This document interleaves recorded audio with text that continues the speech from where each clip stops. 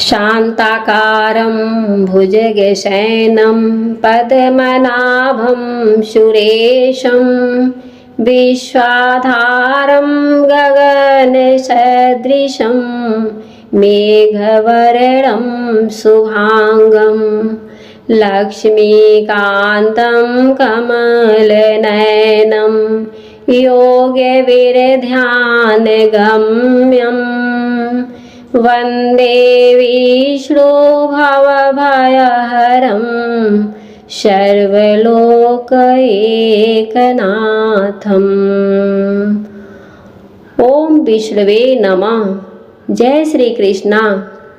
नमस्कार दोस्तों, आप सभी का हमारे YouTube चैनल में स्वागत है। आइए आज आप सुनेंगे अजा एकादशी व्रत की कथा। आप सभी भक्तों को अजा एकादशी व्रत की ढेर सारी शुभकामनाएं। आप सभी के जीवन में भगवान विष्णु माता लक्ष्मी की कृपा से आप सभी को सभी प्रकार से सुख तथा समृद्धि की प्राप्ति हो। भाद्रपद मास कृष्ण पक्ष में पड़ने वाले एकादशी को अजा एकादशी के नाम से जाना जाता है। इस दिन विशेष प्रकार से भगवान विष्णु और माता लक्ष्मी की पूजा करनी चाहिए। जो भी भक्त सच्ची श्रद्धा के साथ नियम और निष्ठा के साथ एकादशी व्रत धारण करते हैं, व्रत में नियमों का पालन करते हैं, कथा श्रवण करते हैं, तो इस व्रत के प्रभाव से व्यक्ति को अश्वमेध यज्ञ के समान पूर्ण फलों की प्राप्ति होती है। सभी प्रकार के पाप और ताप नष्ट होते हैं। इस व्रत के करने वाले व्यक्ति को अपार संपदा, पुत्र, सुख प्राप्त होता है। ऐसे व्यक्ति का कोई भी विरोधी नहीं होता। जो इस व्रत को करता है वह अच्छे सम्मान पाने के अधिकारी हो जाता है। तो आइए सुनते हैं अजा एकादशी व्रत की कथा। बोलिए प्रेम से विष्णु भगवान की जय, लक्ष्मी मैया की जय।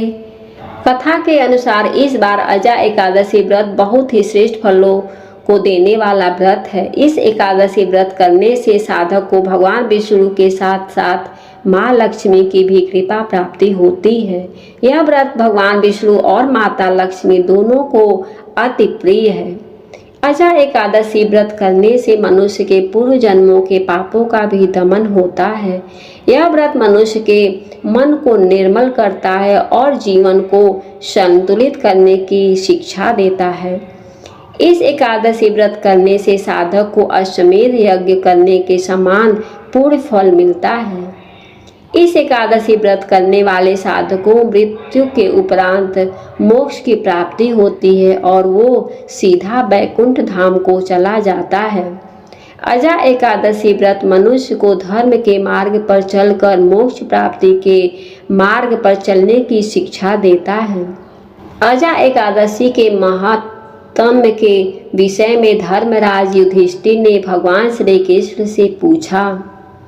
तब श्री कृष्ण ने कहा, हे धर्मराज युधिष्ठिर, भाद्रपद माह के कृष्ण पक्ष की एकादशी को अजा एकादशी और अन्नदा एकादशी कहा जाता है। इसका व्रत महान पुण्य देने वाला और मनुष्य के समस्त पापों को नष्ट करने वाला है। इसका व्रत को करने वाला इस लोक में सुख भोग कर मृत्यु के बाद बैकुंठ धाम को चला जाता है।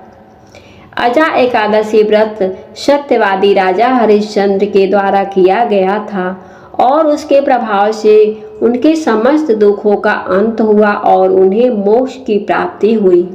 अजा एकादशी व्रत कथा। पौराणिक कथा के अनुसार अयोध्या नगरी पर भगवान श्री राम के पूर्वज सूर्यवंशी सत्यवादी राजा हरिश्चंद्र का राज्य था। उनकी सत्यप्रियता और सत्यवादिता सभी दिशाओं में फैली हुई थी। वो अपनी धर्मपरायण और सत्य निष्ठा के लिए सारे संसार में प्रसिद्ध थे। उनकी पत्नी का नाम तारामती था। उनका एक नाम शैव्या भी था। उनका पुत्र भी था जो उसका नाम था रोहिताश। उनकी परीक्षा लेने की इच्छा से देवताओं ने एक योजना बनाई। एक रात सत्यवादी राजा हरिश्चंद्र को स्वप्न में आया कि उन्होंने अपना सारा राज्य ऋषि विश्वामित्र को दान में दिया है। अगले दिन ऋषि विश्वामित्र उनकी सभा में उपस्थित हुए और उनसे कहा कि हे राजन, तुमने स्वप्न में अपना सारा राज्य मुझे दान कर दिया था, अब तुम इस राज्य को मुझे सौंप दो। राजा हरिश्चंद्र ने सत्य का पालन करते हुए अपना राज ऋषि विश्वामित्र को सौंप दिया। सारा राज लेने के बाद भी ऋषि विश्वामित्र ने राजा हरिश्चंद्र से दक्षिणा में 500 स्वर्ण मुद्राओं की मांग की।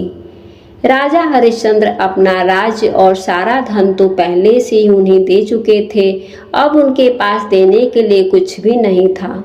तो ऋषि विश्वामित्र को 500 स्वर्ण मुद्राएं देने के लिए उन्होंने अपनी पत्नी तारामती और पुत्र रोहिताश और स्वयं को भी बेचना पड़ा।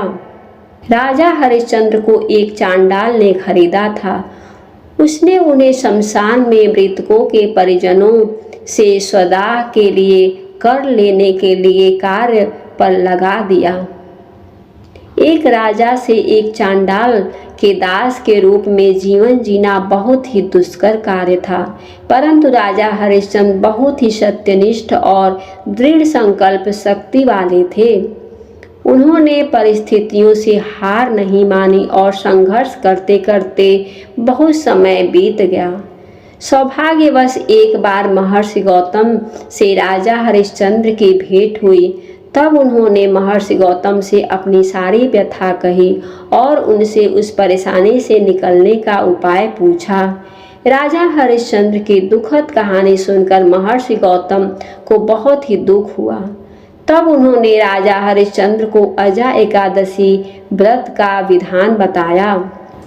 राजा हरिश्चंद्र ने अजा एकादशी व्रत करना आरंभ कर दिया। उधर राजा के पुत्र रोहिताश की सर्प डसने से मृत्यु हो गई।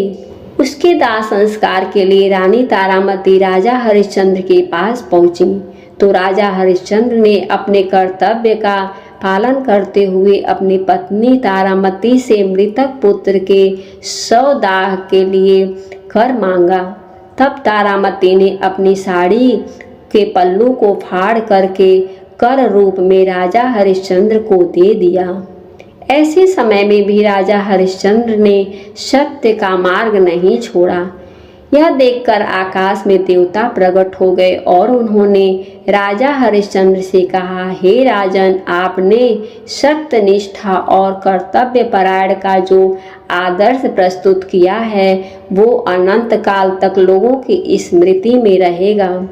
तुम सत्यवादिता के प्रतीक के रूप में जाने जाओगे, तुम्हारी व्याख्या अमर रहेगी। फिर उन्होंने बताया कि यह सब आपकी परीक्षा थी और तभी उनका पुत्र भी जीवित हो गया और देवताओं ने अपनी सारी माया समाप्त कर दी।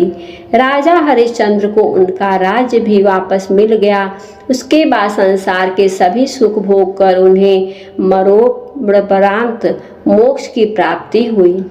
अगर कथा पसंद आई हो तो लाइक कीजिएगा। चैनल पर पहली बार देख रहे हैं तो चैनल को सब्सक्राइब भी जरूर कर लीजिएगा। वीडियो अच्छी लगी हो तो अपने दोस्त परिजनों जरूर शेयर कीजिएगा। वीडियो पूरा देखने के लिए बहुत बहुत धन्यवाद।